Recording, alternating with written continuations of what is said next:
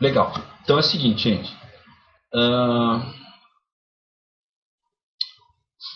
elementos de álgebra é uma disciplina especificamente dos cursos de matemática, das matemáticas do curso de matemática pura e licenciatura, tá certo? E trata de que isso aí? É uma disciplina que trata das bases teóricas da álgebra, né? Ou seja, do que a gente faz no dia a dia, das contas, das somas, das diferenças, dos produtos, das divisões e assim por diante, tá? Então existe toda uma teoria que garante a existência dessas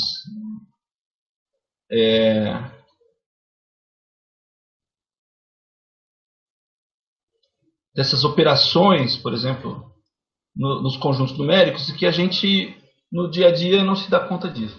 Então assim, em um passado relativamente próximo, houve um grupo de matemáticos que então é, trabalhou sobre isso e desenvolveu toda uma teoria para garantir a, vamos dizer assim, a consistência de toda a álgebra que a gente estuda. Então a matemática tem essa característica, tá? Por exemplo, a gente acabou de estudar geometria plana. Então vocês devem estar ainda se lembrando dos axiomas, dos postulados. Então assim, a gente durante o nosso trabalho como professores, a gente vai usar a geometria, tá? Vai acabar falando para os alunos sobre alguns postulados e axiomas, mas não com a profundidade que a gente viu na disciplina que vocês fizeram a prova esses dias. Então essa é a diferença. Vocês vão ensinar álgebra, muito provavelmente, caso vocês forem dar aula um dia, tá certo? Então assim, durante as aulas você não vai precisar dessas teorias, mas como uma ciência, é necessário que ela tenha uma base teórica sólida, tá certo? Que garanta a existência de todas essas operações que a gente trabalha no dia a dia. Então, não é só a álgebra que tem isso, a geometria tem isso, o cálculo tem isso, né? Vocês fizeram cálculo, né? Alguns cursos de matemática têm uma disciplina chamada análise real, que garante, teoricamente falando, toda a validade do cálculo. Tá? Eu não sei se vocês na matemática tiveram. Eu tive no curso de licenciatura. Eu fiz a análise real 1 e fiz a 2 como eletiva. Mas era obrigatória a 1 para eu fazer. Então o que a análise estudava? A análise estudava toda a parte teórica, todos os teoremas e todos os postulados de forma mais profunda que a gente usa no cálculo 1, no cálculo 2 e assim por diante. Tá?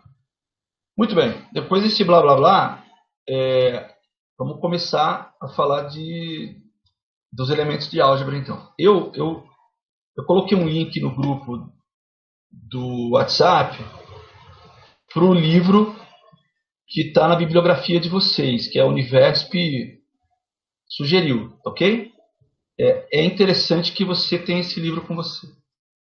Porque se o pessoal sugeriu esse livro como bibliografia, no caso obrigatória, né? É o primeiro livro de livros sugeridos.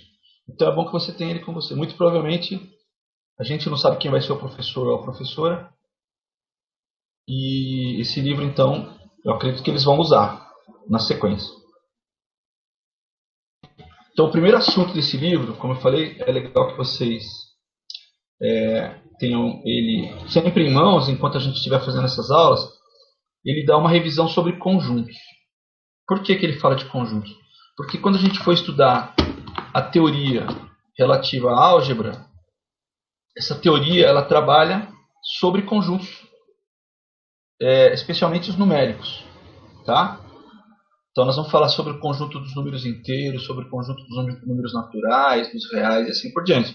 E aí a gente vai ouvir termos como a união, a intersecção, tal coisa pertence, tal coisa está contida. E se vocês não tiverem isso bem legal com vocês, na hora que for estudar realmente a álgebra, você pode ter problemas. Tá? Alguma pergunta antes que eu comece a falar? Sim ou não?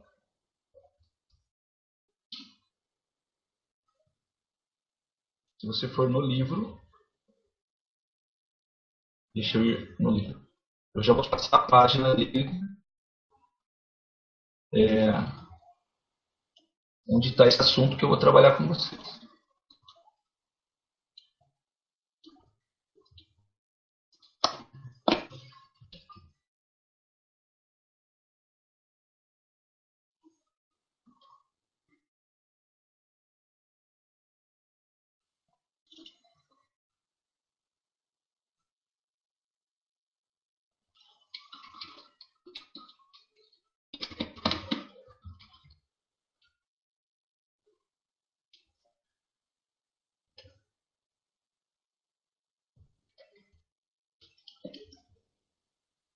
Ó, se você for, se você tiver com o PDF aberto aí, a página, a página que está lá no índice é a página 1 do índice, ok? 1 do capítulo 1. Mas se você tiver aí um leitor de PDF do tipo do Adobe, ele está no número 10 da numeração do Adobe, né, do leitor de PDF. Tá?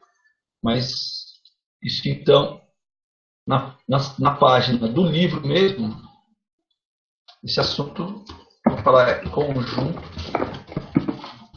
isso está na página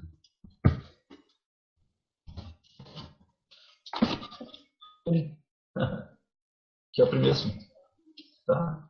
Página 1.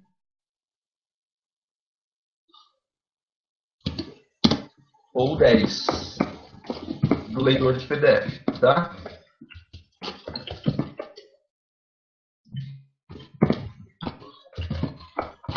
Do leitor de PDF. Tá?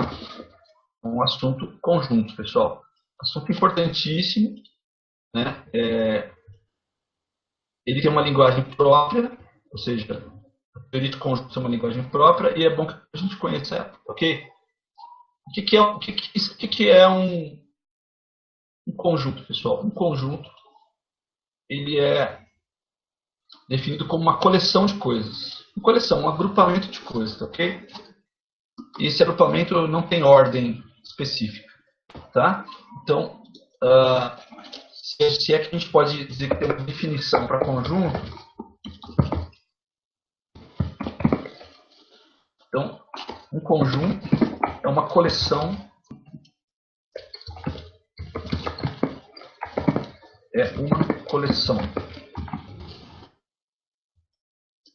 ou coisas.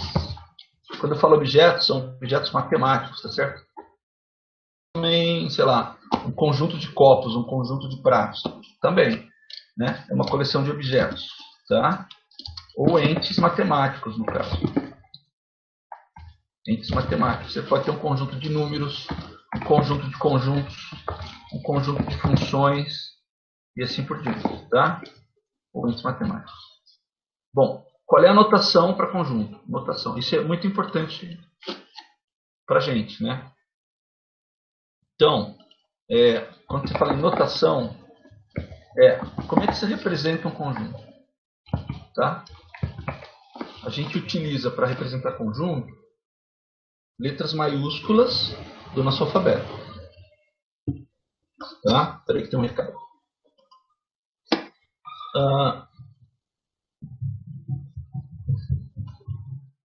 Só um minutinho.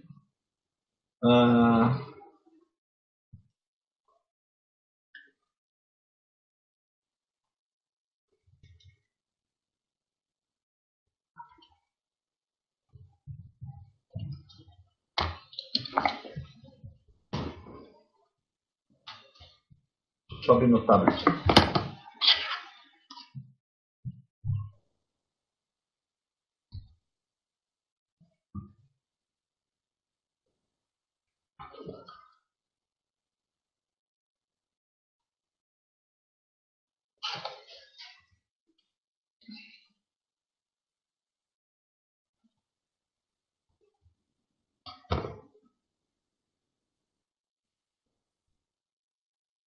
Então vamos lá. Notação para conjuntos é essa aqui, ó. Ele tem como nome a letra maiúscula, uma letra maiúscula qualquer. Você pode representá-lo de forma explícita, como eu estou fazendo aqui, por exemplo. Você pode ter objetos diferentes no mesmo conjunto. Por exemplo, eu tenho aqui números, letras, eu tenho uma função, tudo isso faz parte do meu conjunto. Eu que invento o conjunto que eu quiser, tá certo? Então a gente tem essa liberdade. Então, do jeito que eu estou fazendo aqui, eu estou de forma explícita dizendo quem são os elementos do meu conjunto, quem são os objetos da minha coleção. Uma coisa interessante é a seguinte, ó. A ordem na qual eu escrevi os elementos, 1, 2, A, B, seno, x, cosseno x, não faz a menor diferença. Tá? Se eu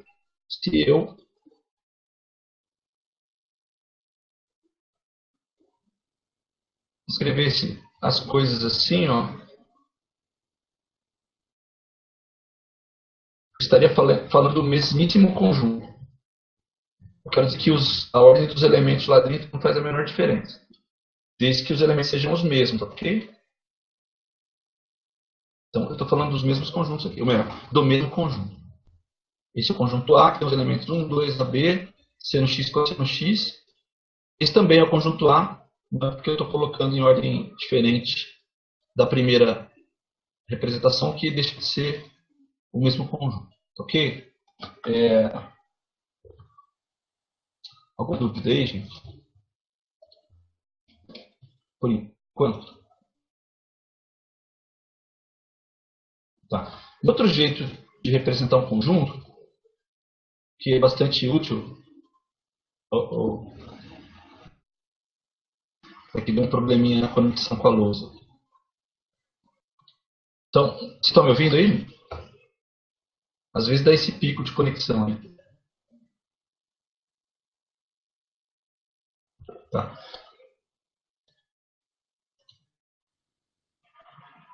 Legal. Tá. Muito bem. Como eu estava falando, tem outro jeito de falar ou representar subconjuntos, que é o diagrama de Venn. Tem uma coisa que a gente costuma definir também, que é chamada de relação de pertinência. Como assim relação de pertinência? O que a gente chama de relação de pertinência é a relação entre um elemento e o conjunto do qual ele faz parte. Pertinência. Tá? Relação de pertinência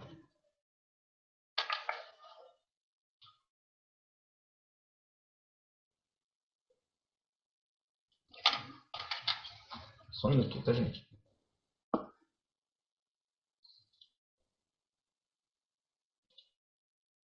Ok. Ela fala o seguinte, bom, nesses dois conjuntos nesse conjunto que eu coloquei em cima, que eu chamei de A, por exemplo, eu posso dizer que o elemento 2 pertence ao A. E o símbolo é esse Ezinho arredondado aqui, ó. Tá bom? Esse Ezinho tem que ser arredondado. Então, a relação entre o elemento 2 e o conjunto do qual ele faz parte é de pertinente, de pertence. Então, você lê isso aí como 2 pertence a A, onde A é o conjunto, tá? Bom, como a gente não tem um elemento igual a 3 lá naquele conjunto A, então eu digo que o 3 não pertence.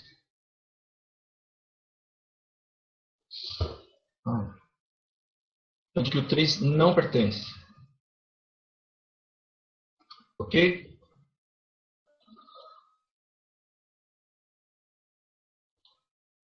Eu tenho dado uns picos aí.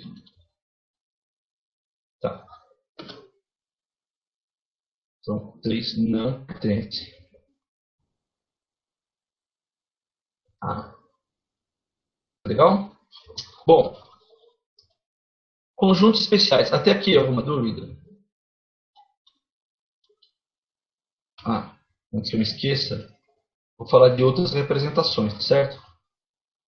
Tem uma que é famosa, que é a que a gente aprende logo que começa a trabalhar com teoria de conjuntos, lá no fundamental, que é a representação pelo diagrama de Venn.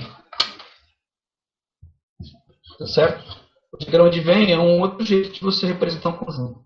Então, por exemplo, vamos supor que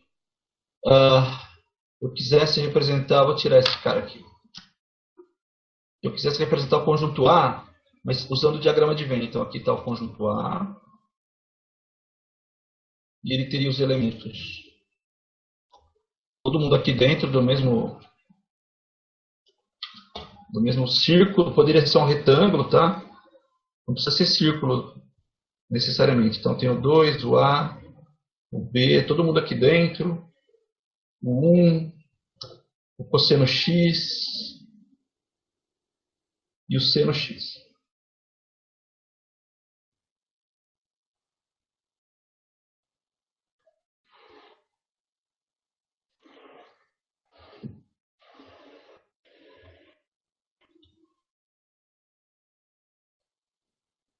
Tá. Tudo bem? Então, esse aqui é chamado de diagrama de Venn. Da conjunto, tá?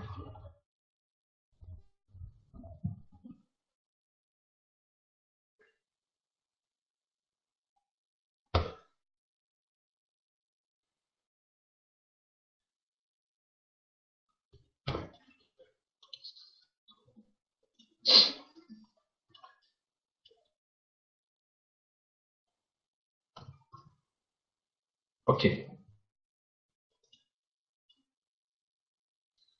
Diagrama de Venn. Um outro jeito da gente representar conjuntos, pessoal, é por alguma característica dos elementos que tem esse conjunto. Então, isso tudo é exemplo, tá?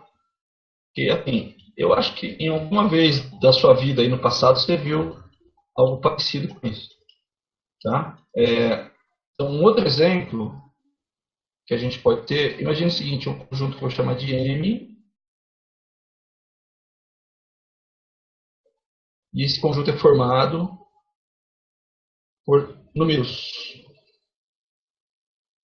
naturais, pertencentes ao conjunto dos naturais, tal que, essa barra aí significa tal que, o x seja maior ou igual a 10. Quando é conveniente representar o conjunto dessa forma que eu representei aqui? Olha, é conveniente, por exemplo, quando o conjunto é infinito, quando ele tem infinitos elementos. Isso é um exemplo, né? Esse conjunto é infinito. Quantos números naturais maiores que 10 nós temos? Infinitos, maiores ou iguais, né? Então, como é que você escreve todos os infinitos caras? Todos os naturais maiores ou iguais a 10? Não dá. Então, você tem que ter um jeito de representar isso. Então, uma das maneiras é você mostrar isso aqui é um conjunto, no caso de números naturais, todos eles maiores ou iguais a 10. Os elementos têm esse conjunto aqui, infinitos. Infinitos. Tá? Então, basicamente, são três as maneiras da gente representar um conjunto. De forma explícita, onde você vai lá e coloca entre chaves os elementos desse conjunto, de diferença se ele for finito e com poucos elementos, usando o diagrama de Venn, tá certo? Ou usando essa notação que envolve uma propriedade comum a todos os elementos que pertencem ao conjunto que você está apresentando. Tá bom, gente? Então, essa última forma aqui, ela é interessante quando você tem um conjunto finito. Alguma dúvida? Sim ou não?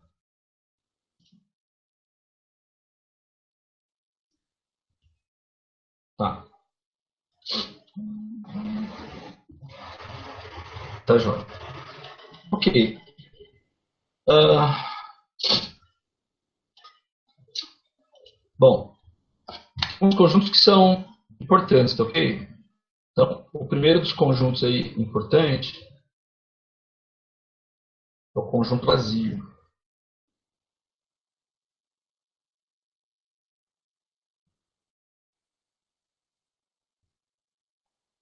O conjunto vazio, pessoal, digamos assim que foi necessária, ou seja, ele tem que ser considerado em função da teoria de conjuntos. Existe uma teoria de conjuntos, né? Então, para que tudo ficasse matematicamente conciso, teve que se inventar ou se imaginar um cara que não tivesse nenhum elemento, tá? Ele tem um símbolo, tá, gente? E aí você tem que tomar cuidado.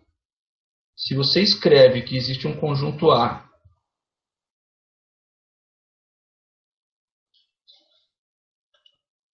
e que ele na lousa, infelizmente, pessoal.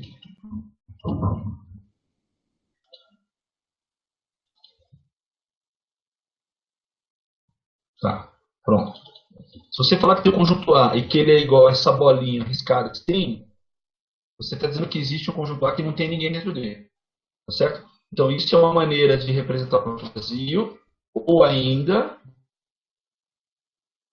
você pode representar o conjunto vazio assim, ó.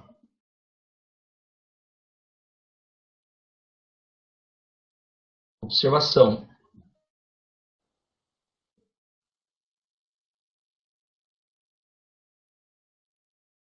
Isto não é um conjunto vazio. Vai aparecer para você daqui a pouco. Tem um delay na lousa hoje para variar. Né?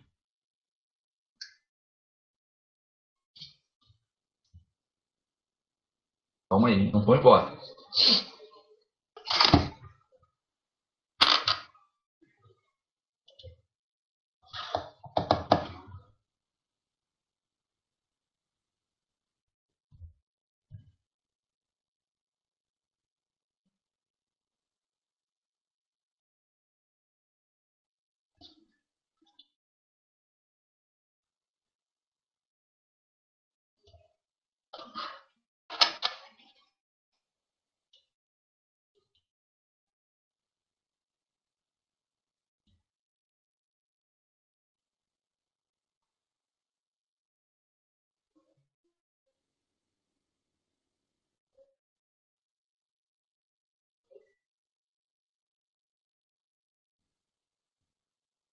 Só um minutinho.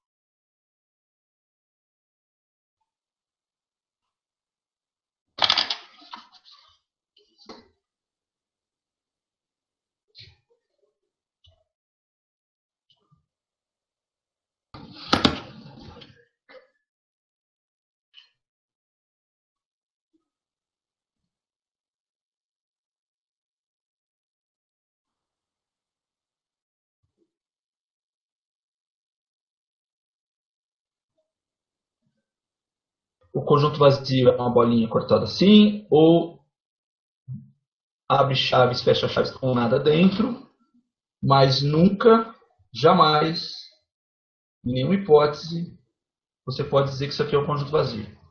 Isso aqui é um conjunto que a gente chamou de A e ele tem um elemento lá dentro dele. E esse elemento é o conjunto vazio.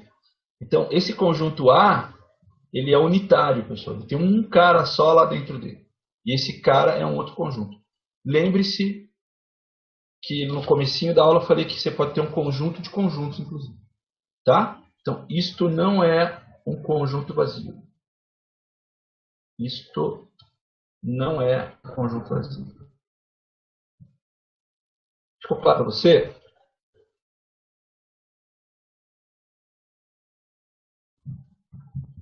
Conjunto vazio.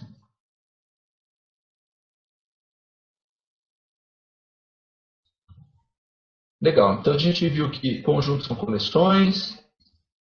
Tem toda uma notação conjuntos, tá certo? E a gente dá nome para conjunto usando letra maiúsculas do alfabeto. Existe uma coisa chamada relação de pertinência, que é quando você diz que um elemento pode pertencer ou não ao conjunto. Existe conjunto vazio e ele também tem uma notação particular dele. Ou seja, o conjunto vazio ou é uma bolinha riscada assim, ou é um par de chaves com nada dentro. E minha lousa ainda está com delay, mas vamos ser.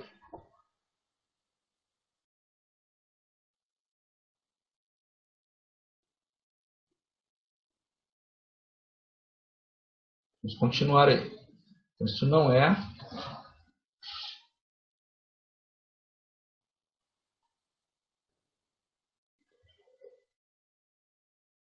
um conjunto vazio. Era isso que eu queria escrever.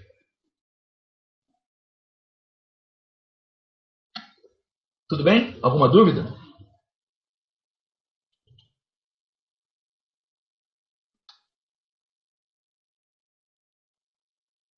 Não mesmo?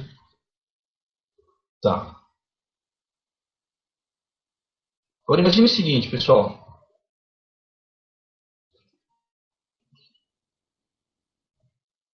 Imagine que você pega um conjunto.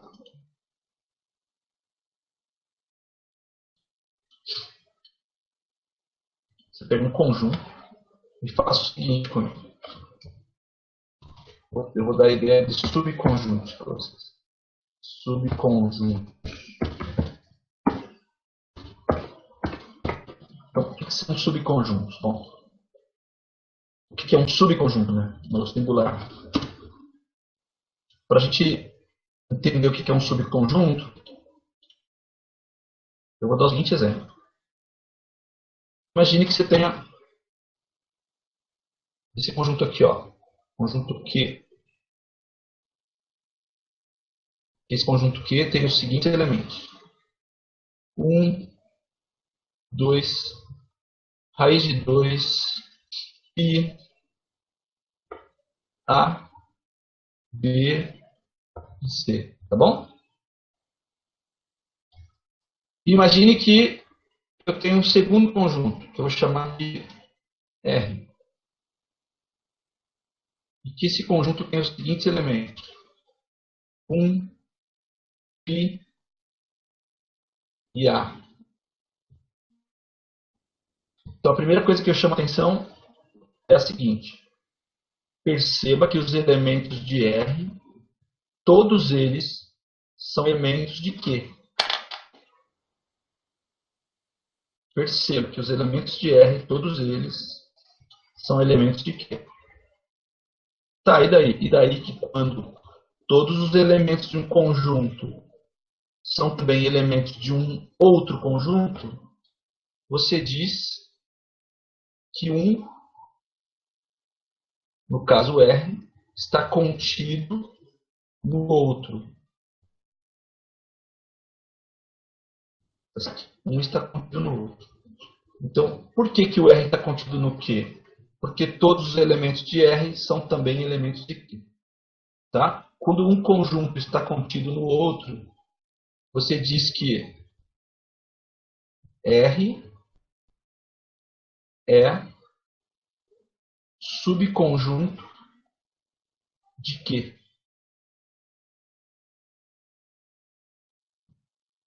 Subconjunto de Q.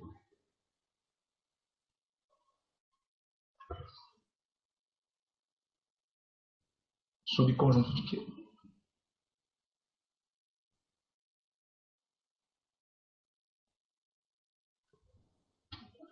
Tá legal?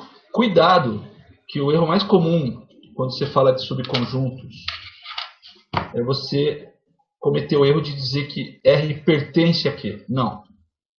Pertencer é uma relação de elemento para conjunto. E estar contido é uma relação de conjunto para conjunto. Ok? Uma outra maneira de você falar que R é um subconjunto de Q também é dizer que Q contém R. Tá? E você tem que estar familiarizada e familiarizado com essas notações. Isso aqui são coisas equivalentes, tá? Você falar que R está contido em Q ou que Q contém R, você está dizendo que R é subconjunto de Q de qualquer forma.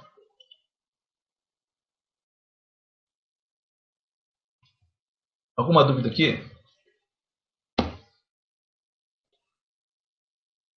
Então, ó, nunca use que um conjunto pertence a outro conjunto. No caso da relação entre eles ser de subconjuntos. Tá. Agora vou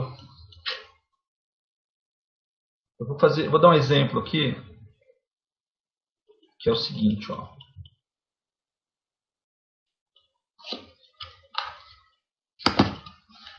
Observação, tá? Observação. É um exemplo, tá? Mas é uma observação também. Lembra que eu falei que você pode ter um conjunto com conjuntos? Então imagine que você tem um conjunto C, e esse conjunto C tem os seguintes elementos: A, B, C, um conjunto com dois elementos,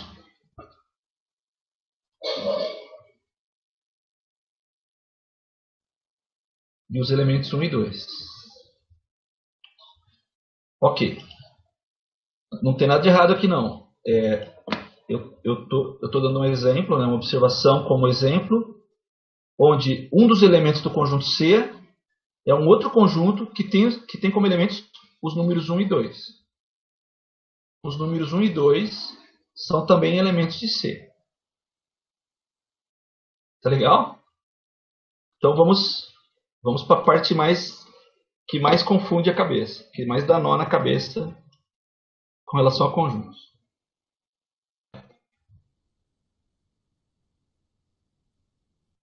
Primeira pergunta que eu faço. Uma pergunta, tá?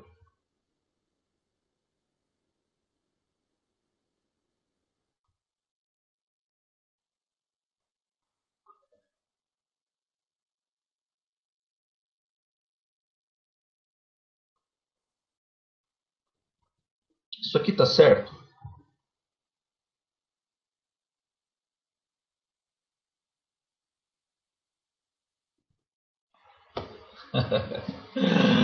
Pois é. Tá. Tá certo. Aí você fala, pô, mas você acabou de falar que se eu falar de conjunto para conjunto, para conjunto eu não posso usar pertence. Mas calma lá. Eu disse que isso é verdade quando a relação entre os conjuntos que nós estamos falando é de ser subconjunto de alguém. Então, olha só. Eu vou mudar a minha pergunta aqui agora. A minha pergunta será a seguinte: quem são os elementos do conjunto C? São A, B, C, um outro conjuntinho aqui. Número 2. Se A é um elemento de C, eu posso dizer que A pertence a C. Toda vez que você tem uma relação entre alguém que é elemento de um conjunto e o A é um elemento do conjunto C, então eu posso dizer que o A pertence a C. O B é um elemento do conjunto C, ele pertence a C. O Czinho é um elemento do conjunto Czão, ele pertence a Czão. Esse conjuntinho, desculpe aqui, de dois elementos, ele é um elemento do conjunto C. Então ele pertence ao conjunto C. Então quando eu fiz essa primeira observação aqui, eu estou falando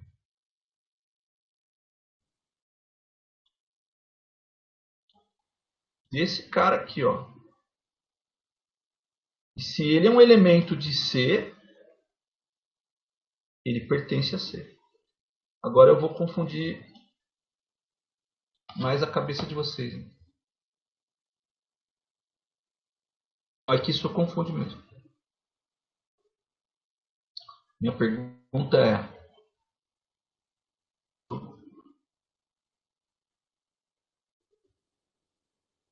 posso afirmar isso aqui? Eu vou fazer o seguinte, pessoal. Eu vou ter que mudar a letra aqui, tá? Porque eu vou usar contido agora. Então eu vou dizer que esse conjunto nosso aqui pode chamar B. Pronto. Então aqui é B.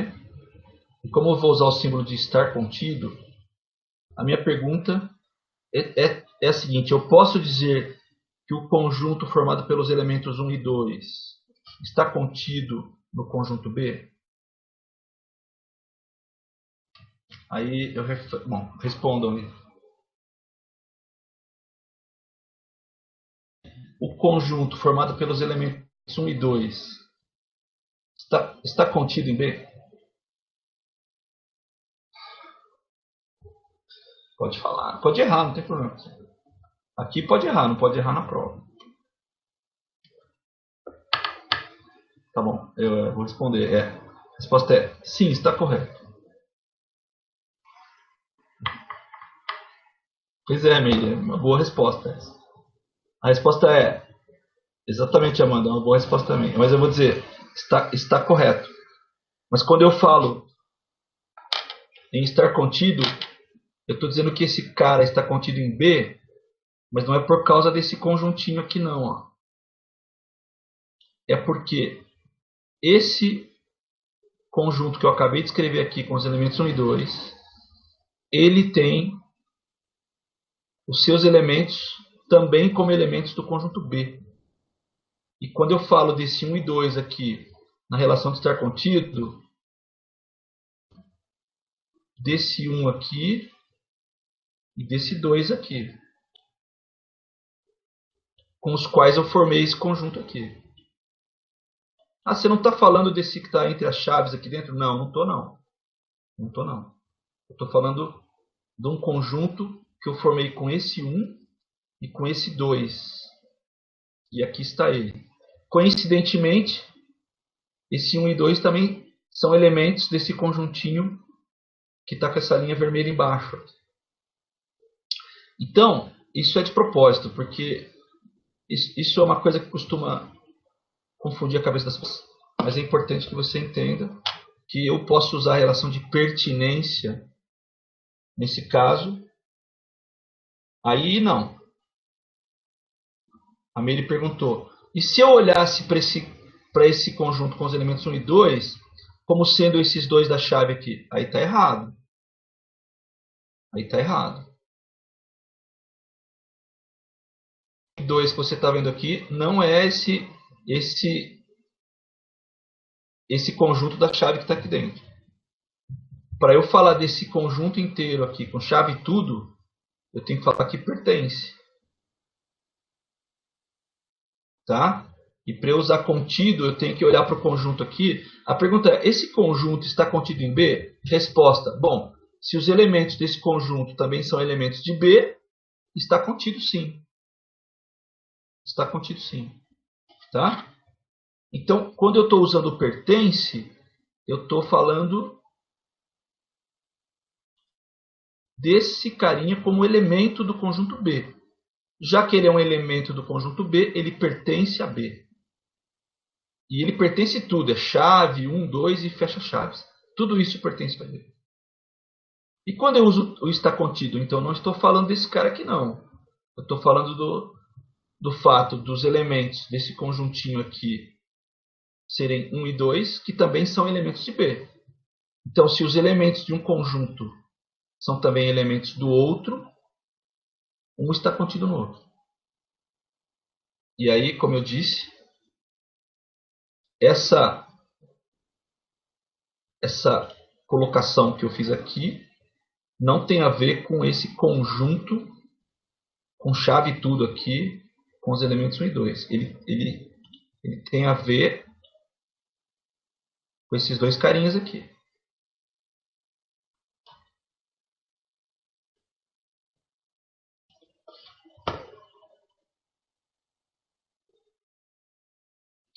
Tudo bem? Vou dar um outro exemplo. Esse aqui é o exemplo A. Isso. Isso. Nome de conjunto é letra. Maiúscula. Tá bom? Do nosso alfabeto. Do alfabeto latino.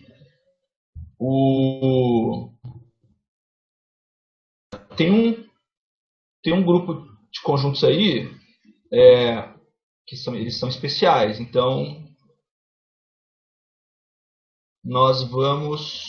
eles têm letras especiais para eles, que são os conjuntos numéricos, naturais, os inteiros, os racionais e assim por diante. Bom, agora eu vou dar um outro exemplo aqui, gente. Suponha que a gente tem a seguinte situação, que a gente tem um conjunto N, que esse conjunto N ele tem a seguinte característica. Vou usar outra letra. Tem tanta letra para usar, né? É o conjunto T. Pronto. Imagine que você tenha no conjunto T isso aqui, ó. A,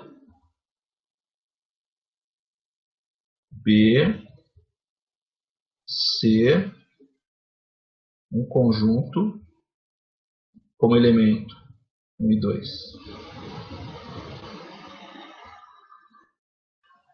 Aí eu faço a seguinte afirmação.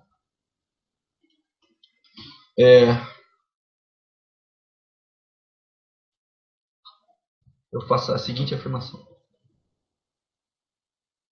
Eu quero saber se isso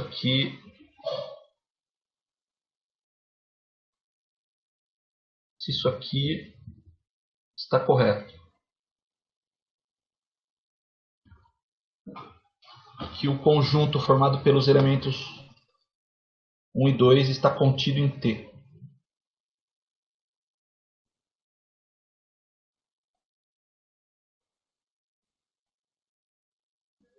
E aí, esse cara está contido em T? Errado. Muito bem. Ele não está contido em C. Em T, desculpa. Está contido em C, é verdade. Lá no anterior, né? É isso, Amanda? Quer dizer? Mas nesse item que nós estamos fazendo aqui, esse cara estaria contido em T, pessoal, se o conjunto T tivesse como elementos também o 1 e o 2. Não tem. Você fala, pô, mas eu estou vendo o 1 e o 2 aqui. Não, não, não. Esse 1 e 2 eles não são elementos de T. Esse 1 e esse 2 são elementos desse conjuntinho aqui. Tá certo? Se você quiser dar um nome para eles, para ele não tem problema. Pode chamar ele de R. Tá bom? 1 e 2 são elementos desse cara aqui que eu estou chamando de R, por exemplo. Então eu não posso dizer que o conjunto formado pelos elementos 1 e pelos elementos 2, pelo elemento 2, está contido em T, porque eu não tenho como elemento lá em T o número 1 e o número 2 separadamente.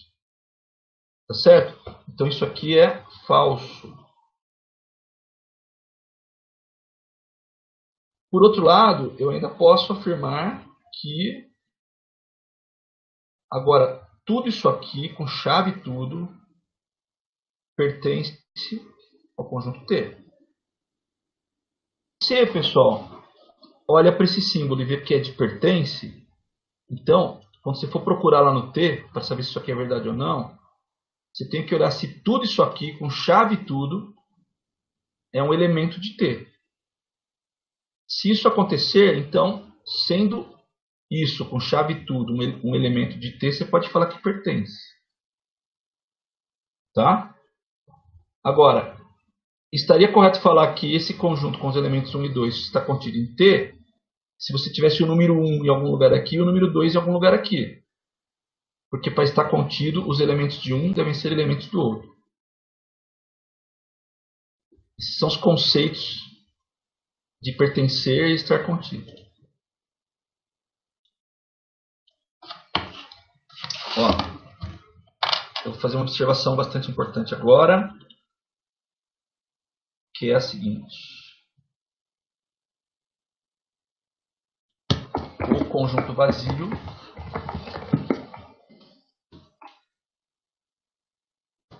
é subconjunto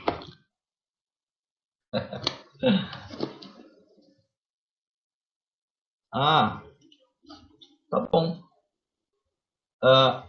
Peraí, deixa eu escrever isso aqui. Conjunto vazio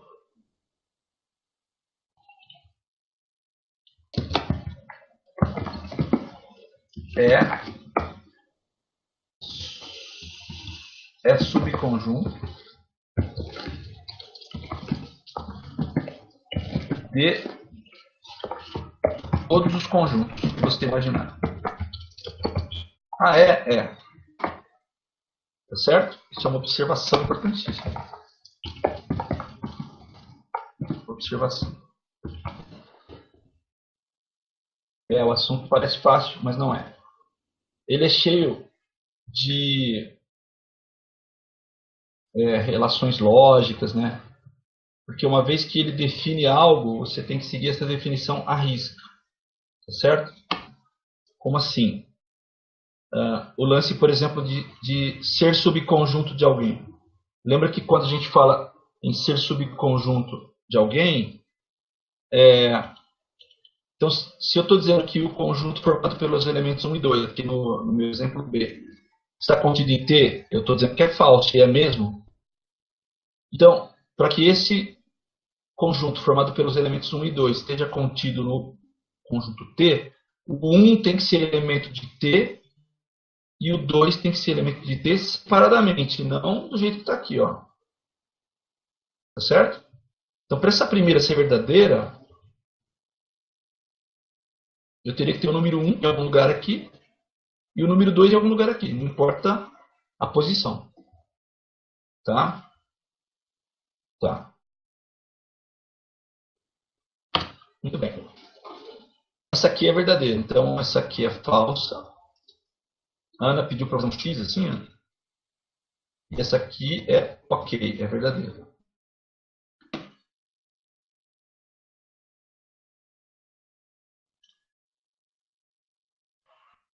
Tá. Esse aqui é verdadeiro. Esse é falso. Esse é verdadeiro. Então, para ficar bom e boa nisso aí, tem que praticar bastante. Tá?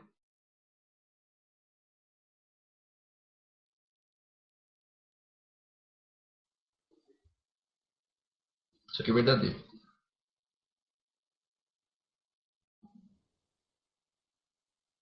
Vamos reforçar a observação que eu fiz aqui, que é importantíssima. O conjunto vazio ele é subconjunto de todos os conjuntos que existem. Tá?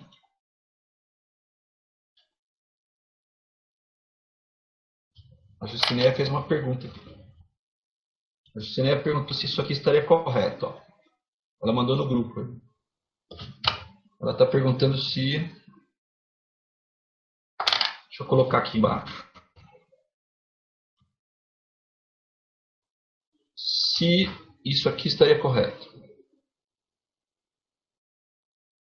Se esse conjunto formado por A, por B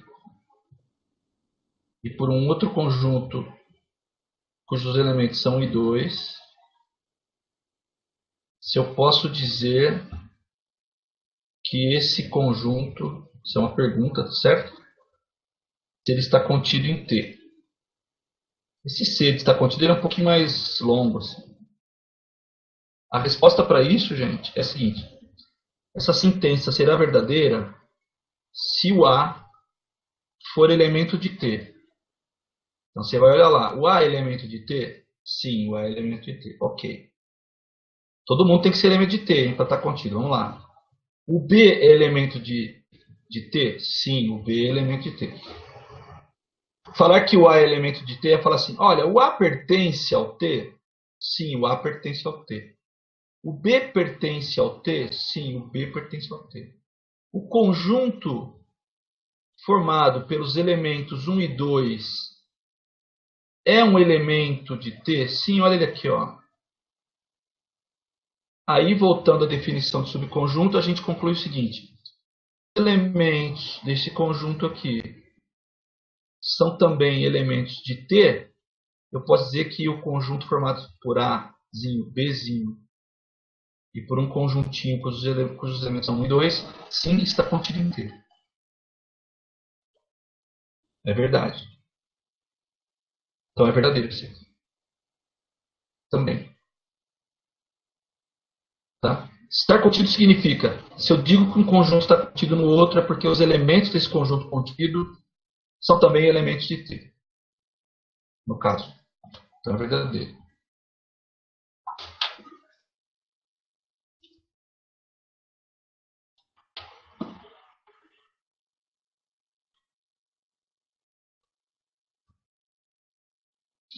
Acho que eu não entendi essa última pergunta, Juciné.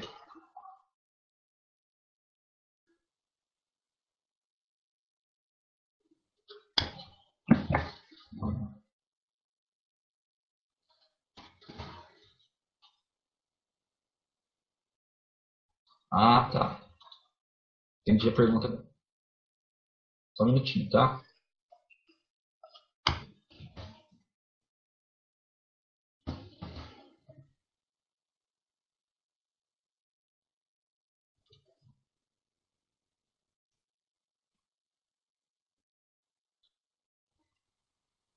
Você está perguntando se eu posso dizer. Sim, está contido.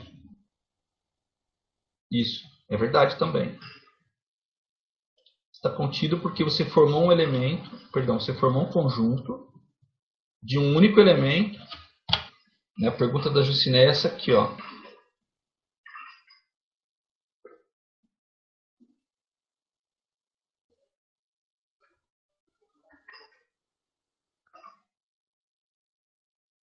Isso aqui está correto? Resposta: sim.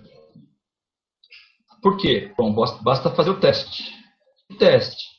Bom, se a sentença está dizendo que esse conjunto aqui, que tem um único elemento, esse conjunto aqui, ó, ele só tem um elemento.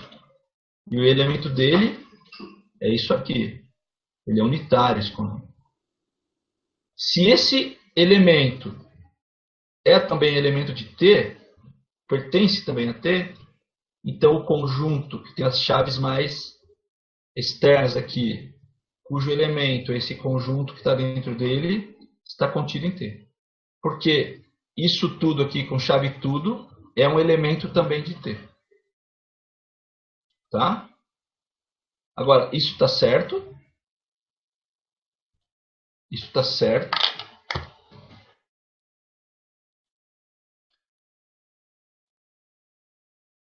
Espera aí que sempre dá spawn aí.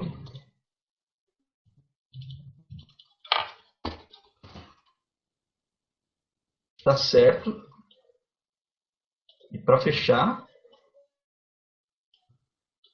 para você comparar,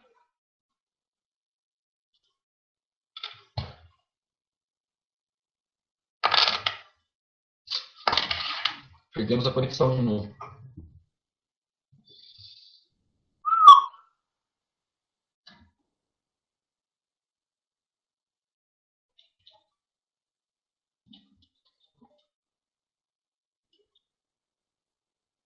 Tá.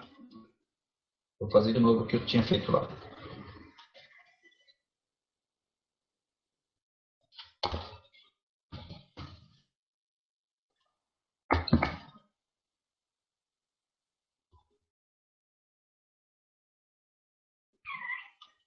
Vamos ver se eu não perco a conexão de novo.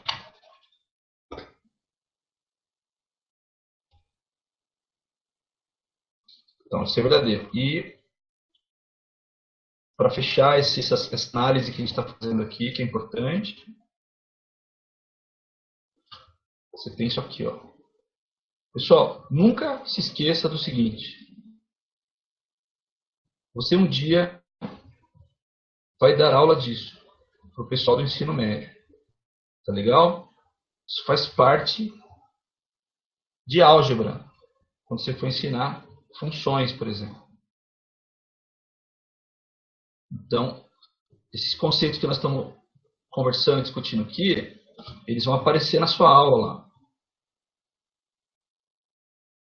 É claro que você vai preparar a aula, né? A minha pergunta agora é a seguinte: isso está certo?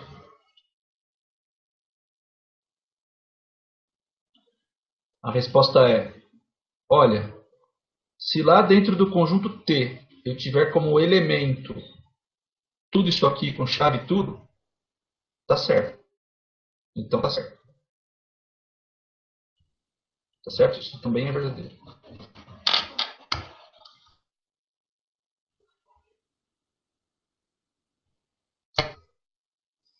Ah, aí eu fiz uma.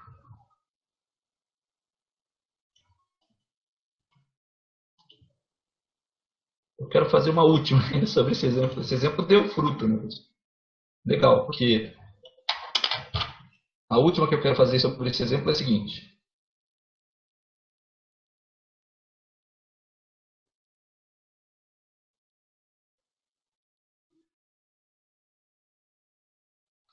Eu não tinha feito esse comentário. Que é esse Czinho cortado? É, esse conjunto não está contido em T. Isso é verdade. Certo? E esse elemento, tudo isso aqui, como elemento, pertence a T. É verdade. Esse conjunto formado pelos elementos 1 e 2 não está contido em T. Porque lá em T eu não tenho o elemento 1 e também não tenho o elemento 2. Então ele não está contido. Tá legal? É assim que você lê. Isso não está contido. Então, esse cara não é subconjunto de T. Então, oh,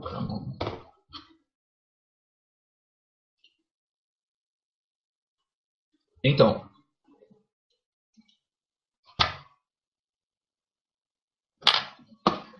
esse, esses dois são verdadeiros, tá? Esses dois são verdadeiros.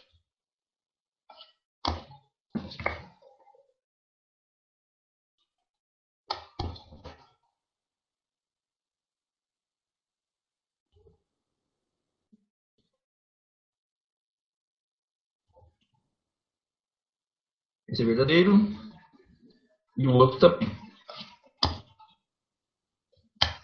Gente, vocês entenderam todas essas considerações?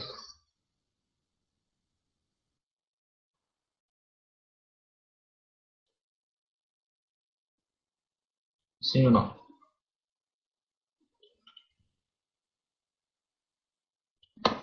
Fala comigo. Tá bom. Muito bem. Então, o que nós já vimos? O que é um conjunto, como representar um conjunto, relação de pertinência, ou seja, um elemento que pertence a um conjunto, relação de ser subconjunto ou não, é estar contido ou não estar contido.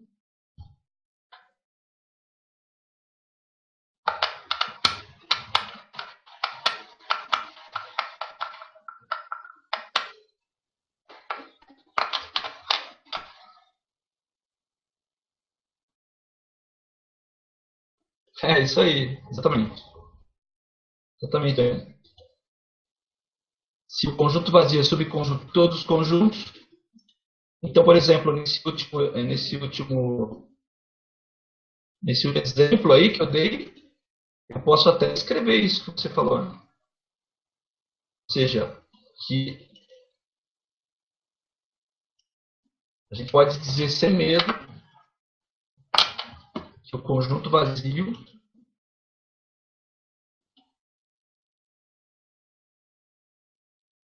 está contido em T. Ou ainda, ele está contido em qualquer conjunto que você possa imaginar.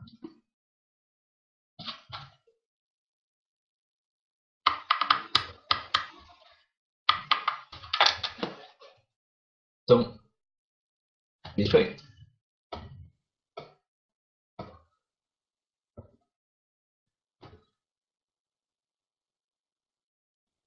Tá.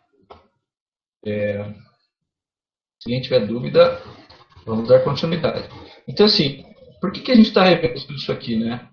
Porque lá, na hora que você for estudar os elementos de álgebra mesmo, ele vai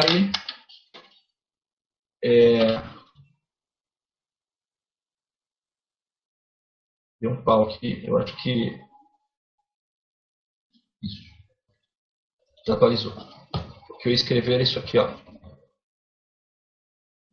Que sim, o conjunto vazio. Vamos aí, escreve aí.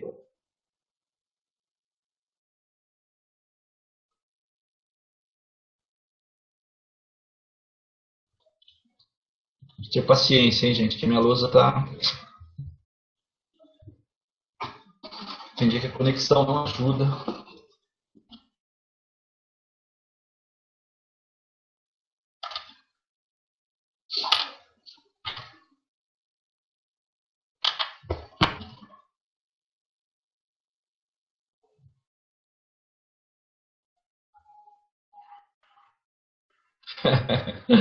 Pode crer, Bruno. A lousa tem ritmo de férias, pode crer. É,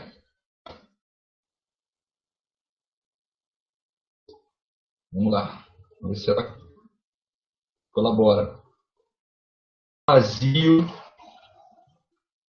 está contido em T.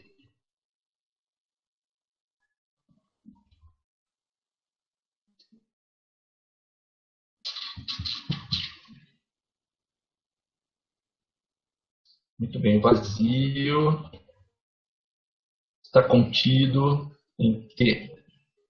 Ufa, consegui. Na verdade, o vazio está contido em qualquer conjunto, ok? Não só em T. Eu não consegui ainda.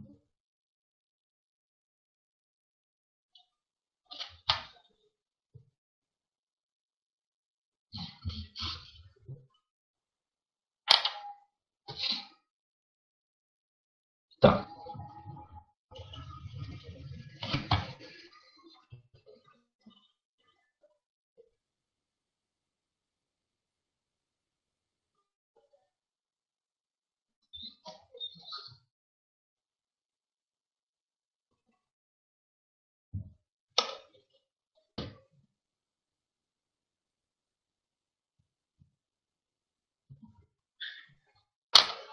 Pessoal, atualizou a lousa para vocês aí?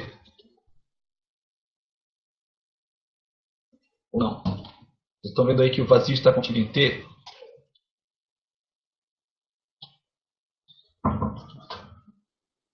Não, né? Não.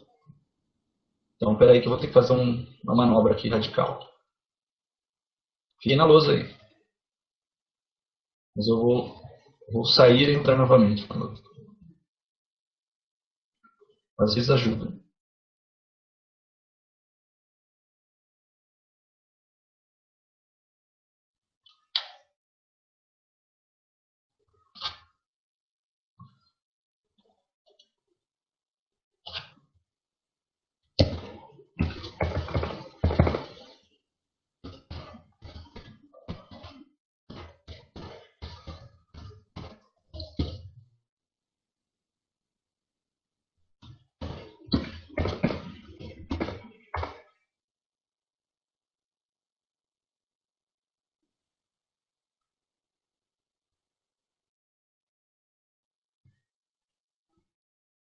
Só um minuto.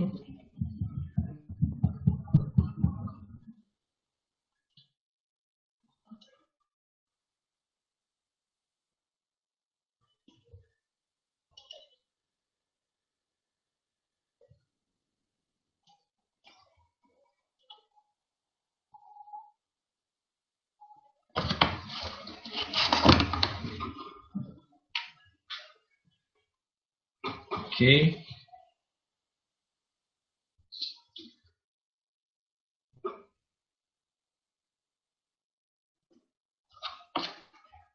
Vamos ver se vai agora.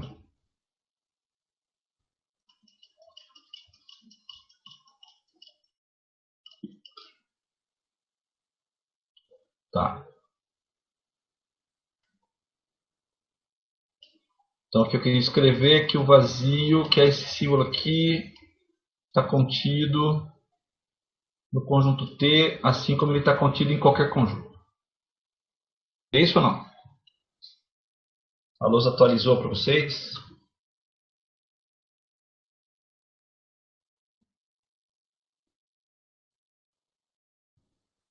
Legal.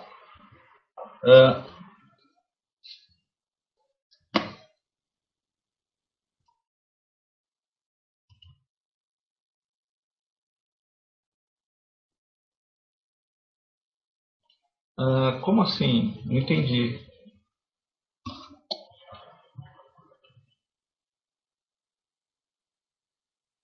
Sem o símbolo de vazio, acho que eu não entendi.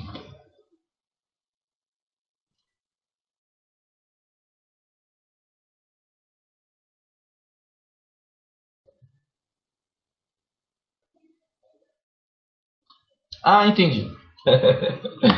É sem o símbolo de vazio, entendi. Agora eu entendi o que vocês estão falando. Agora eu entendi. Sim, porque olha só, vamos lá. Vou dar um exemplo aqui, aproveitando a pergunta. Agora eu entendi.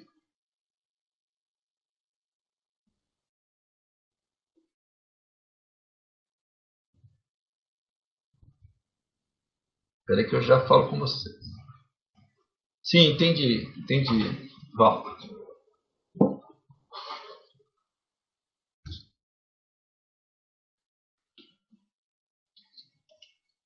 Sim, se você.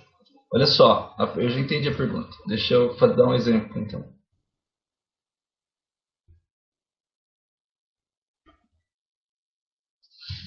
Tá. Então eu vou.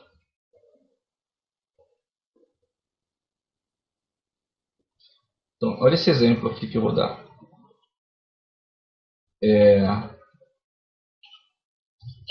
Então, ver se a lousa colaborará agora. Imagine que você tenha. Isso aqui é um exemplo, tá? Imagine que você tenha um conjunto A com os números 1 e 2.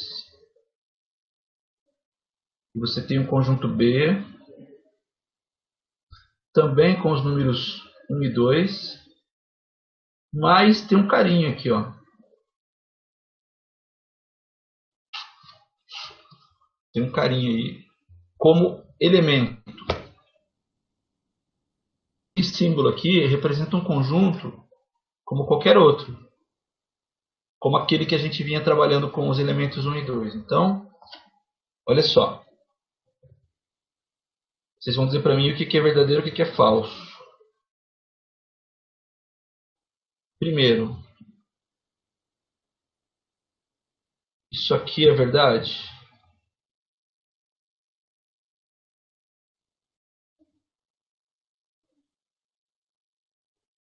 Lá no conjunto A, tem algum elemento que seja o conjunto vazio?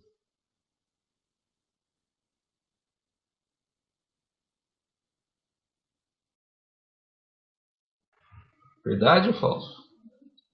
Ó, pertencer, vamos relembrar o conceito. Pertencer significa esse carinha aqui, ele tem que estar lá no conjunto A como elemento. Você está vendo ele como elemento lá? Não. Então não. Se você não está vendo ele aqui dentro como elemento, ele não pertence. Por outro lado, isso aqui é falso. É falso? É. Ele não é um elemento que eu desenhei ele aqui dentro. Por outro lado, eu coloquei uma observação aí dentro de um retângulo vermelho que diz que o conjunto vazio é subconjunto de todos os conjuntos. Ok, então eu posso escrever isso aqui, ó, sem nenhum problema. E isso será verdadeiro. Porque agora, esse símbolo aqui é uma relação entre conjunto e conjunto. O vazio, ele está contido em qualquer conjunto porque ele é subconjunto de todos os conjuntos. Então isso está certo. Ok? Agora eu vou fazer outra pergunta. Então isso aqui é verdadeiro.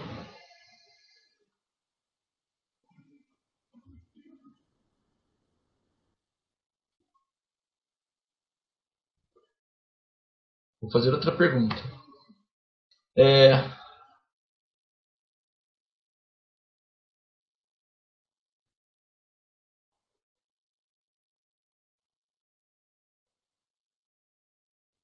o vazio pertence ao B?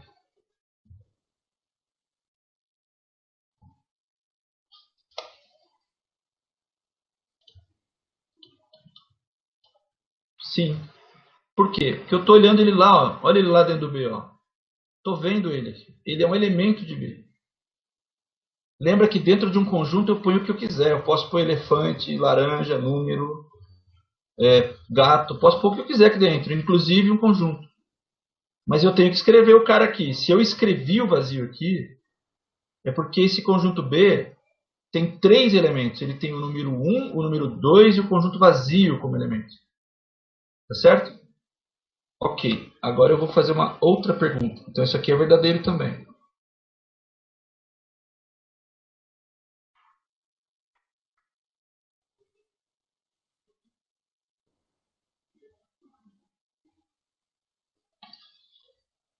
Uma outra pergunta.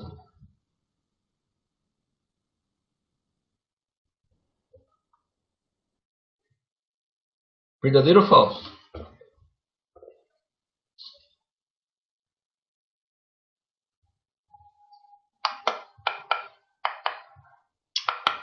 Verdadeiro.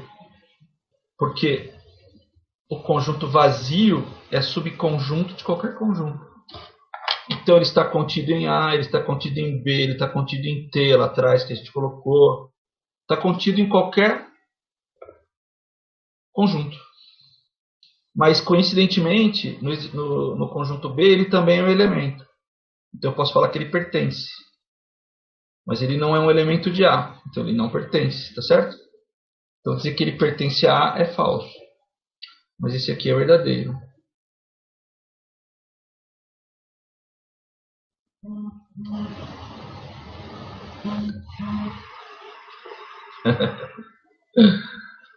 Pois é. É uma. É uma. É bem legal quando a gente entende as coisas. Mas, pessoal, não adianta. Vocês escolheram uma área aí que é de quebrar a cabeça. Não tem jeito. Tá? Então vamos quebrar a cabeça todo mundo junto.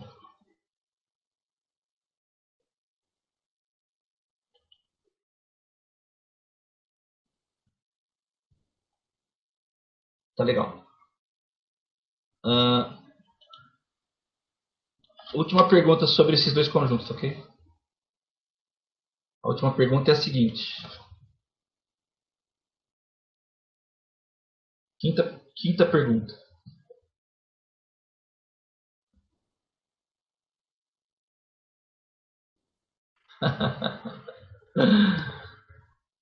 É,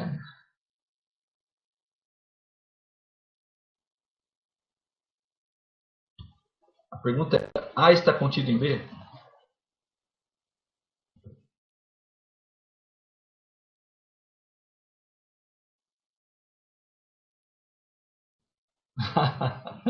Ela que escolheu, né, Ana? Comigo foi assim também. Eu nunca achei que eu fosse fazer matemática.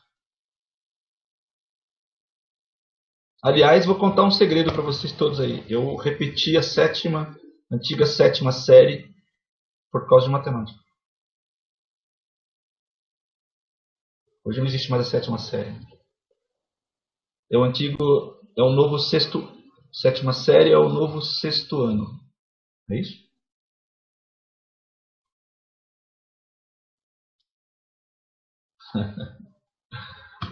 Pois é.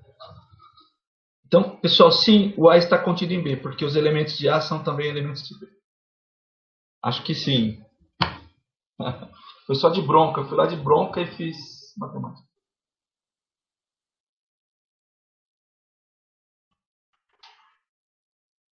Olha que legal.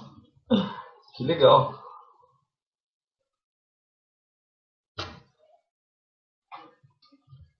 Ok.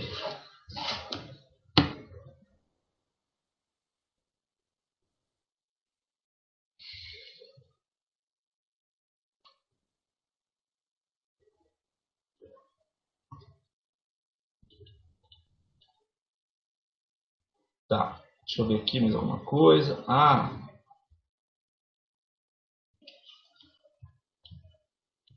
Vou falar uma coisa importante também, que é o seguinte.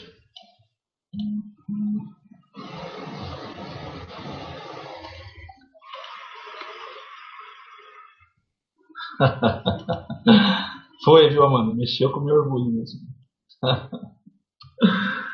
Ai, mas eu não sabia a orelhada que eu estava fazendo. Depois.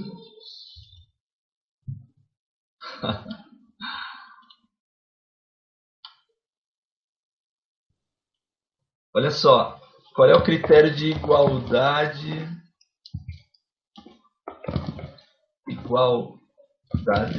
de conjunto? Como é que eu posso afirmar que dois conjuntos são iguais? Tá ok? Então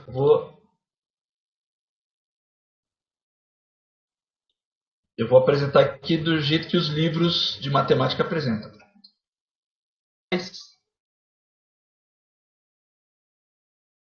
Ó, a ideia é a seguinte.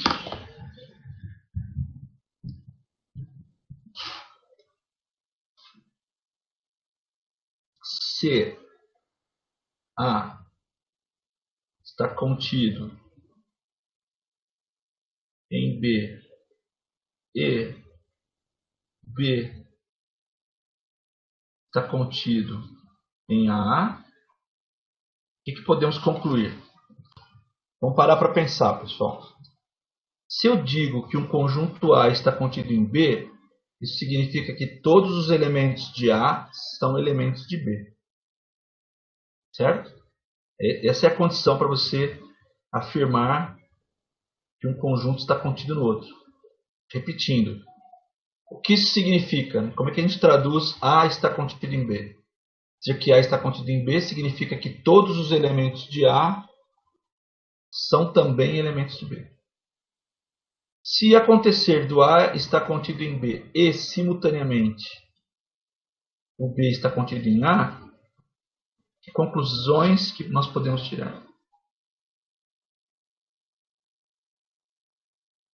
Mais uma vez, A contido em B significa todos os elementos de A são elementos de B, e B contido em A significa todos os elementos de B são elementos de A. Bom, se todos os elementos de A são elementos de B e todos os elementos de B são elementos de A, então eu só posso concluir que esses conjuntos são iguais.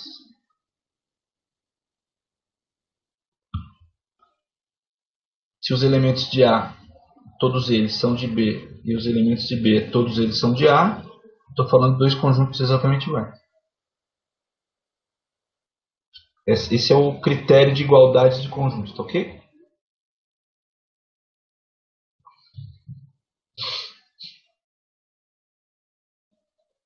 Dúvidas? Não? Então, pessoal, eu vou falar dos conjuntos numéricos. Se não houver dúvida.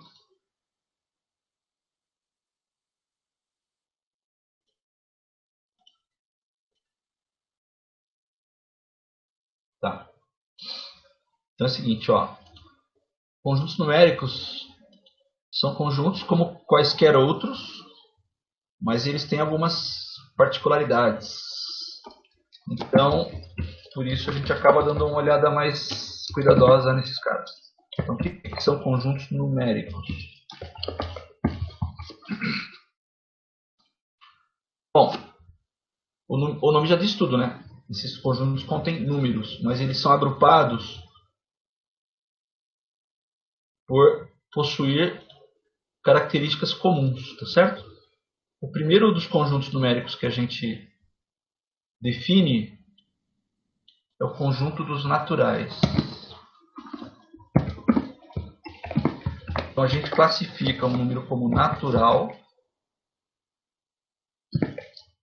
Todos os números inteiros positivos, inclusive o zero.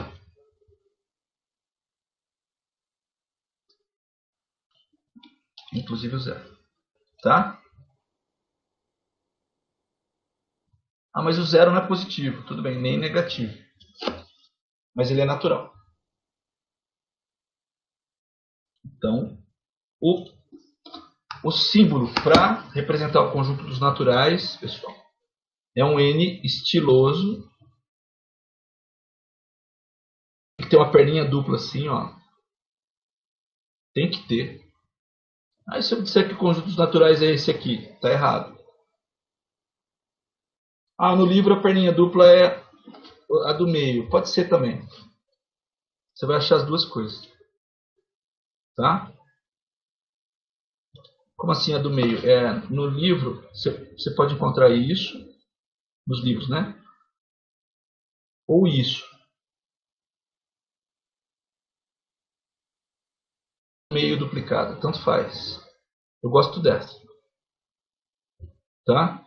Bom, quem são naturais então? Oh, come on. Quem são os naturais então? É o 0, o 1, o 2, o 3 e assim por diante. O conjunto dos números naturais ele é infinito, tá certo? Então vamos parar pelo 3 aí. Ok. Bom, então os naturais são os inteiros positivos, incluindo o zero. E quando eu tomo, além de todos os inteiros positivos, e acrescento aí os inteiros negativos? Bom, então eu tenho o conjunto dos inteiros. O conjunto dos números inteiros, ele tem como representação uma letra Z. Isso é porque os caras que bolaram essa teoria, né, dos conjuntos numéricos, alguns eram alemães. E inteiro em alemão, eu não sei falar alemão, tá certo? Mas, se eu não me engano, começa com Z. Então, o Z do conjunto dos inteiros, isso, Ana, vou citar do asterisco, tá? Do asterisco. O asterisco elimina o zero. O que a Ana jogou aí, pessoal, perguntou, é o seguinte: o que significa isso com asterisco? Pessoal, é asterisco, não asterístico, tá bom? Esse cara aqui, ó, é o conjunto dos naturais sem o zero. Mas isso pode ser usado, gente, em qualquer conjunto numérico. Todas as vezes que você tiver um conjunto numérico com esse asterisco aqui, é porque o zero não está presente nele, tá bom? Tá? Os inteiros, então, eles são representados pela letra Z, duplicado assim. E é claro que aí continua infinito, né?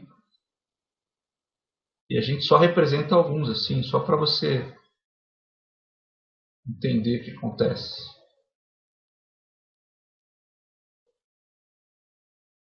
E é claro, reticências para cá.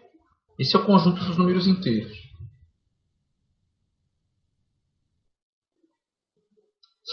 Ok? Tem inteiro sem o zero? Tem. Se você botar um asterisco aqui, é só tirar esse zero daqui, tá bom? Aí, pessoal, e os números que são quebrados?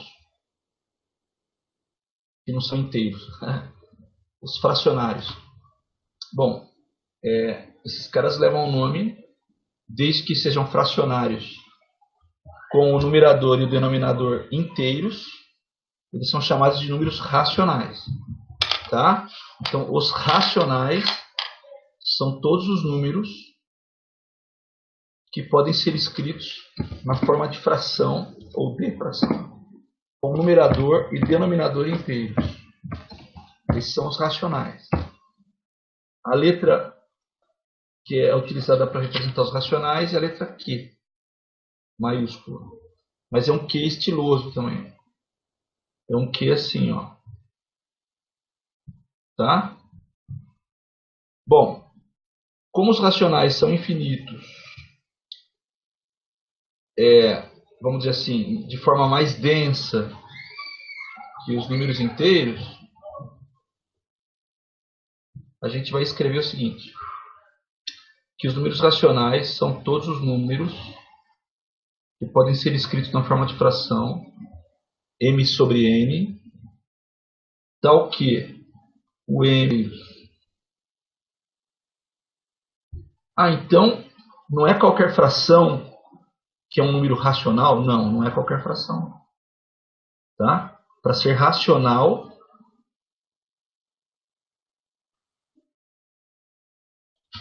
só vou acrescentar uma coisa aqui. Claro que o n que divide, ele tem que ser diferente de zero, tá? Porque não tem divisão por zero. Então, esse é o conjunto dos racionais. Agora, sabe o que tem de interessante aqui? É o seguinte. Bom, é claro que o meio ele pertence aos racionais. Porque ele é uma fração que tem numerador e denominador inteiros, 1 e 2. Tá certo?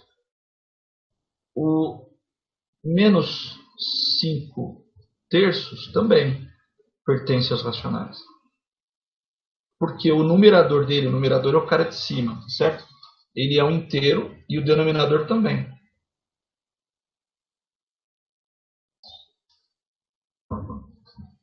Agora eu pergunto, e o raiz de 2 sobre 5? Ele é racional?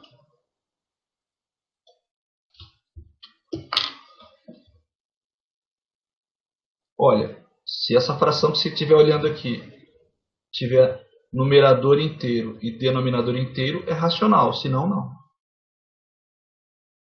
E aí, isso aqui é racional?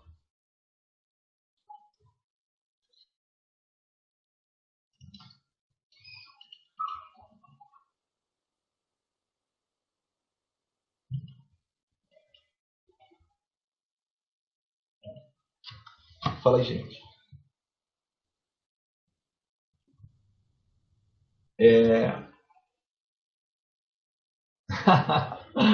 Quanto é raiz de 2? Raiz de 2 é um número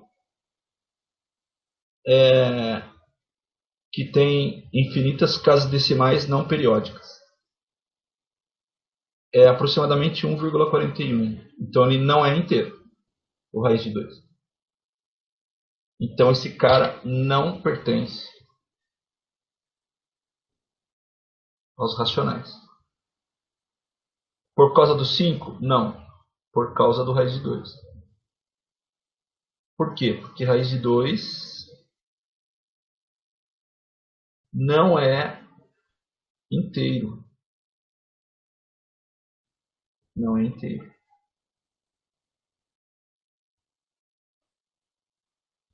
Ok? O raiz de 2 é um número quebrado. Então, não, raiz de 2 sobre 5 não pertence aos racionais. Aí eu pergunto o seguinte. Vou separar isso por ponto e vírgula. Aí eu pergunto mais uma coisa. 11 pertence aos racionais?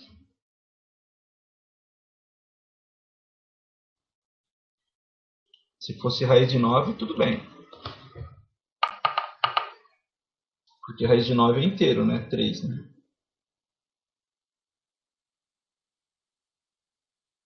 Mas se for uma raiz não exata, não. E agora eu quero saber se o 11 é racional. Ah, alguém que saberia me dizer se o 11 é racional? A resposta para isso é a seguinte.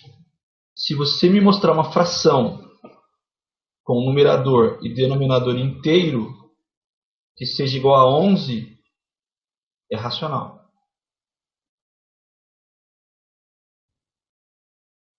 Então eu vou te dar uma fração que dá 11. Quer ver?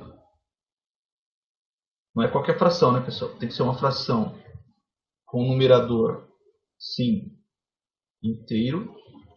Pronto.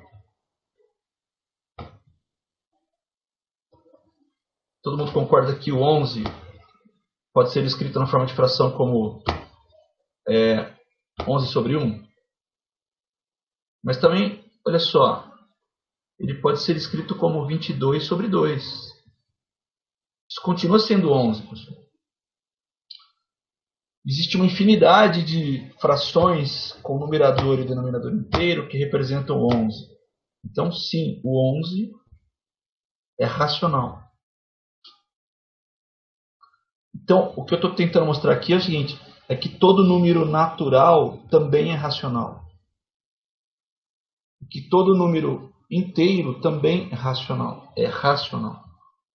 Certo? Então, portanto, a conclusão que a gente chega aqui é que 11, sim, é racional.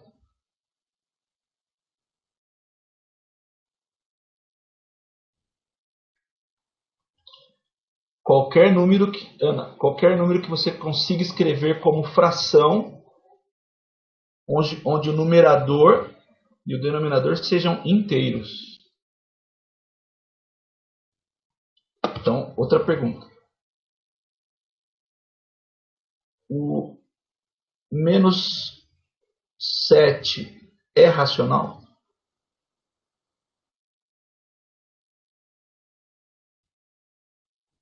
Se você me mostrar uma fração que dê como resultado menos 7, mas essa fração seja um numerador inteiro,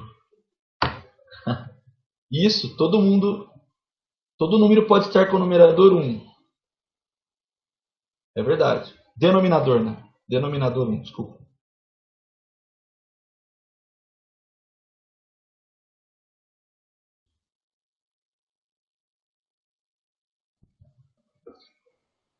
Né?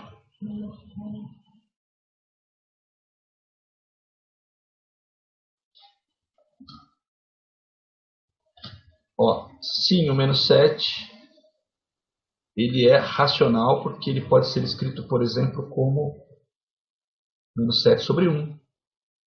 Já basta. Sim, ele é racional.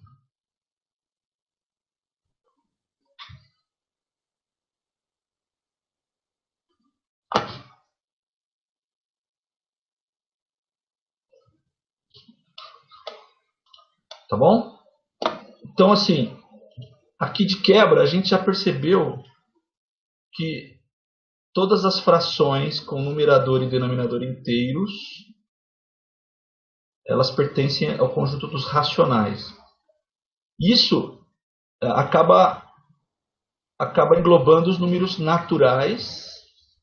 Os naturais podem ser escritos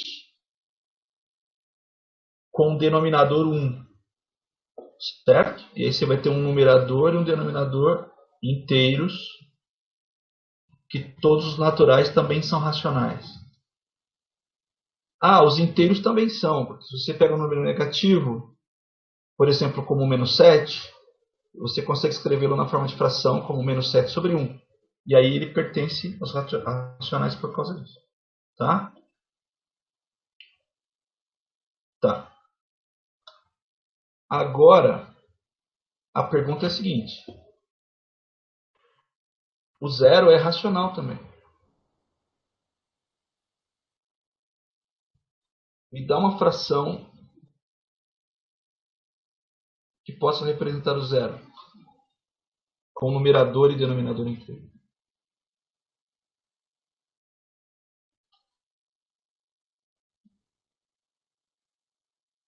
0 sobre 500. Pode ser? Pode ser. Quanto é 0 sobre 500? É 0. Ah, precisava ser o 500? Não. Podia ser o 0 sobre 1 também. São representações do número 0. Certo? Portanto, o 0 pertence ao conjunto dos números racionais.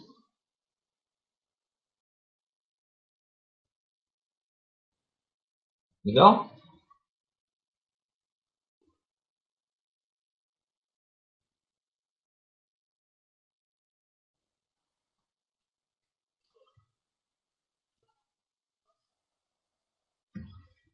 Tá.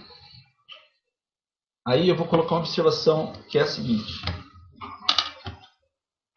Tá, a gente sabe quem são os naturais, quem são os inteiros e quem são os racionais.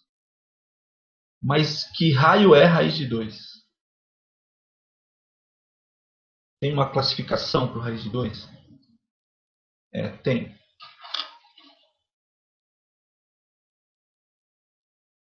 E a observação é a seguinte. Se um número não é racional, ou seja, se você não consegue escrevê-lo na forma de fração com numerador e denominador inteiro, então dizemos que este número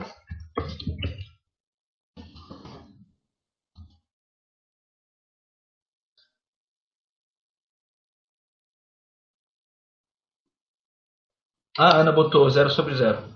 Tá. Não, eu vou responder, Ana. Vou responder.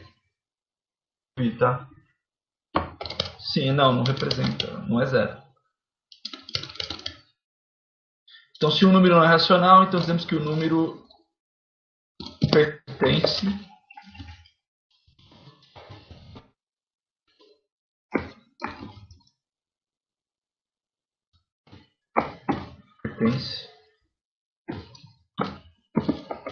ao conjunto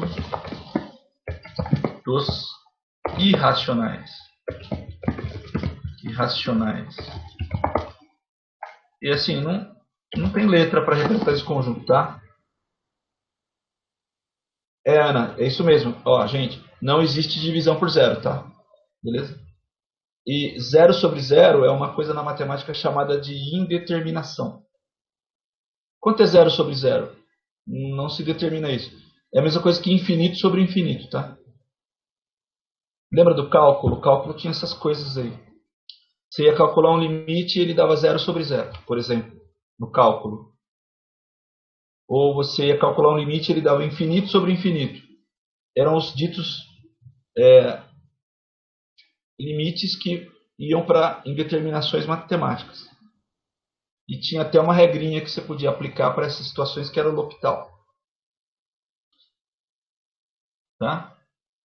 Bom, então se um número não é racional, ele é irracional. Então, quem são os irracionais? Não é um, não. Não é, não. Ó, todas as... Vou colocar aqui. São irracionais.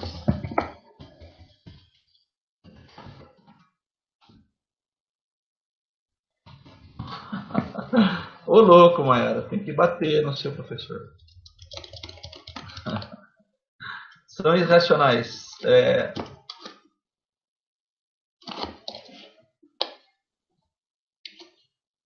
Todas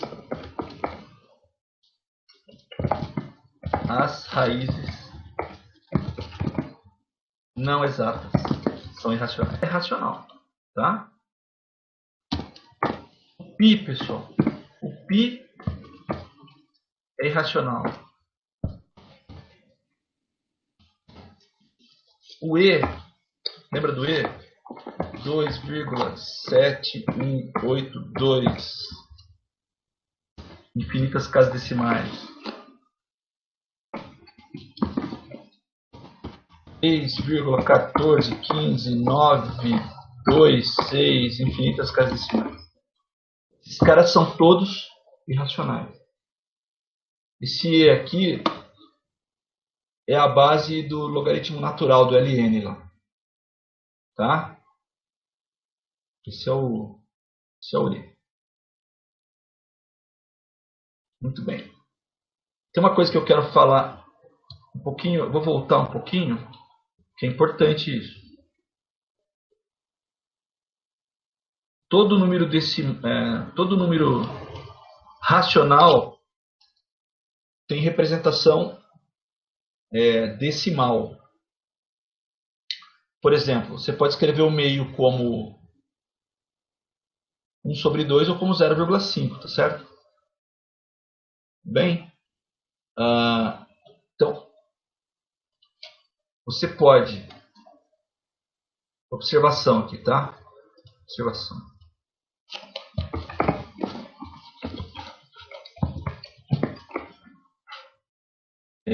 Todo número racional pode ser representado na forma decimal.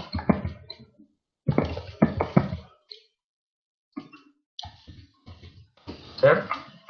Na forma decimal. Como eu falei, meio pode ser 1/2 ou pode ser 0,5, tá certo? E tem sua parte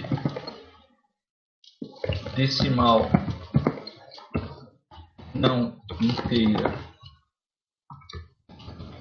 finita ou infinita e periódica. Eu explico.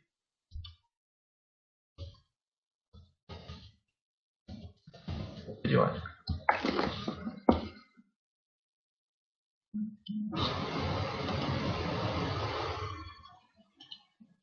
Então essa observação ainda é sobre os racionais, tá? Eu falei sobre os irracionais, mas tinha mais coisa para falar sobre os racionais. Então vou dar exemplos aqui do que eu falei. Ok. Quando você, por exemplo,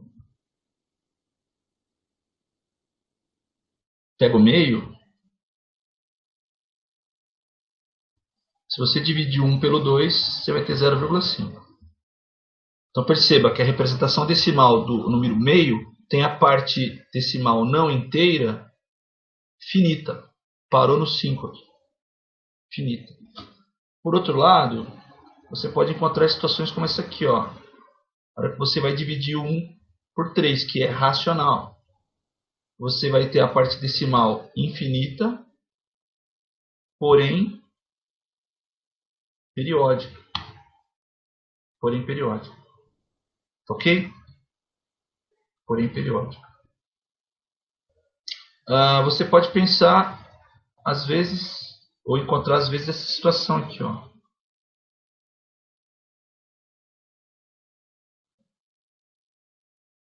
Será que esse número 0,253 é racional? Resposta: se você conseguir escrever uma fração cujo resultado seja 0,253 com denominador e numerador inteiros, ele será racional. E essa fração seria essa aqui, ó.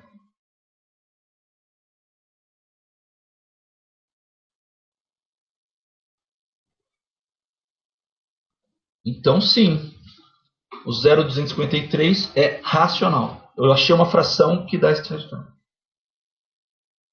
Ok? Agora, para sair de situações como essa aqui, ó,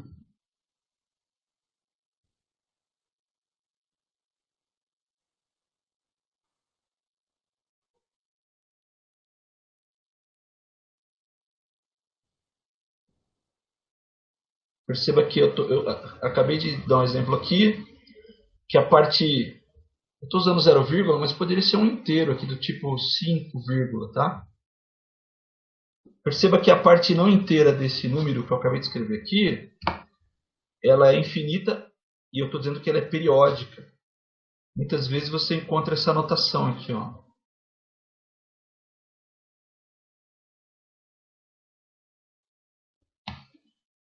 Isso significa que esse traço em cima significa que a parte decimal desse número ela é infinita e ela se repete em grupos de 3 dígitos 921, 921, 921, infinitamente.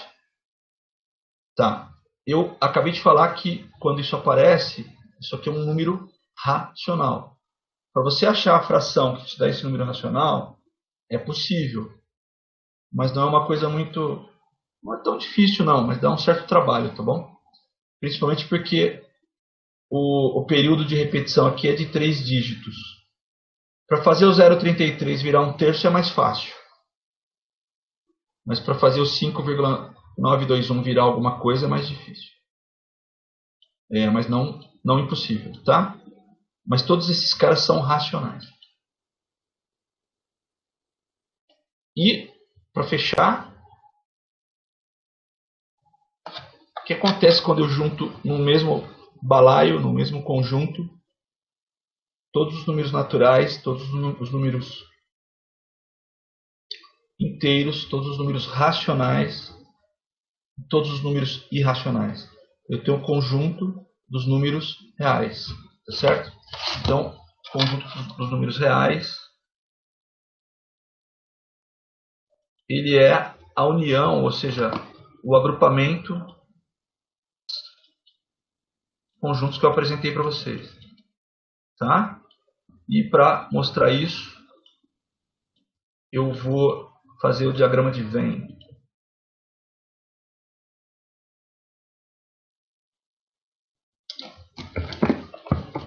Eu vou falar dos reais agora. Então, todo número reais. Errei. Todo número é real, tirando os complexos.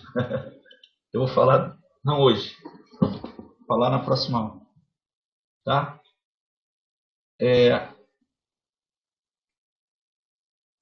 Então, pensa assim, ó, imagine então, que você queira representar um conjunto que agrupe todos os números que você conhece no universo.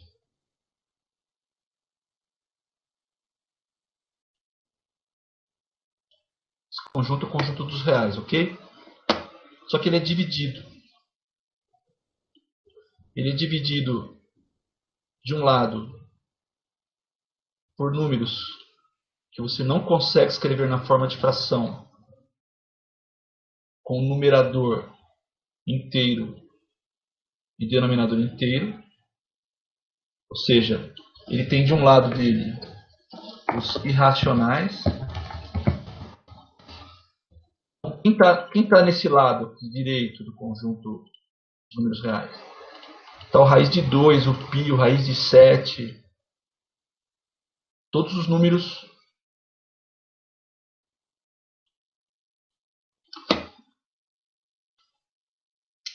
que você não consegue escrever na forma de fração com numerador e denominador inteiro. Eles são os irracionais. Quem está desse lado aqui? Bom, quem está desse lado aqui, ó, são os naturais, os inteiros e os racionais. Mas perceba uma coisa. Aqui está o conjunto dos naturais. Eu fiz essa bolinha.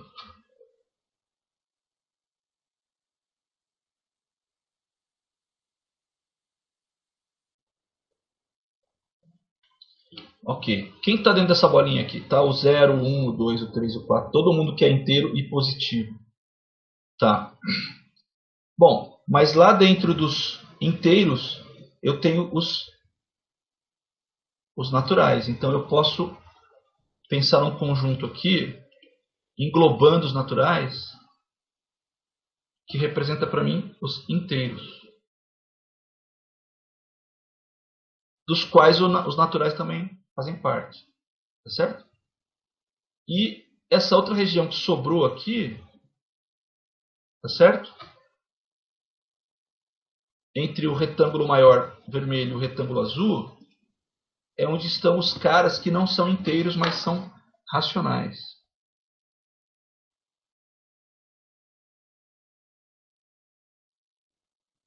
Então, quem está nessa região aqui? Ah, está o meio, o 1/3, o 7/2, tá certo? Todos os números quebrados, positivos e negativos, mas que podem ser escritos na forma de uma fração com denominador real e numerador real. E como é que chama esse conjuntão que junta todos esses números? Ele leva o nome de conjunto dos reais. Ok, pessoal? Esse conjuntão aqui é o conjunto dos números reais. Dos números reais. E aí a gente costuma dizer o seguinte, que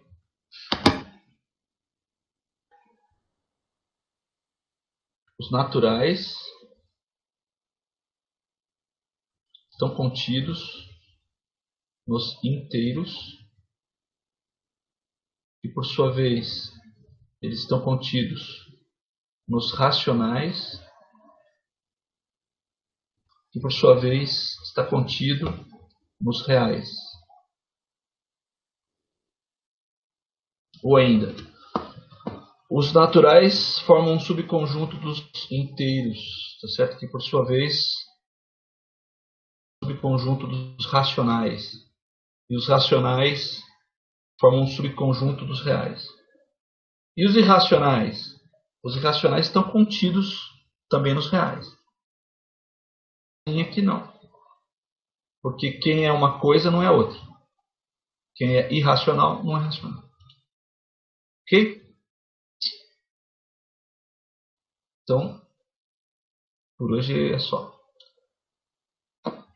Alguma pergunta, gente?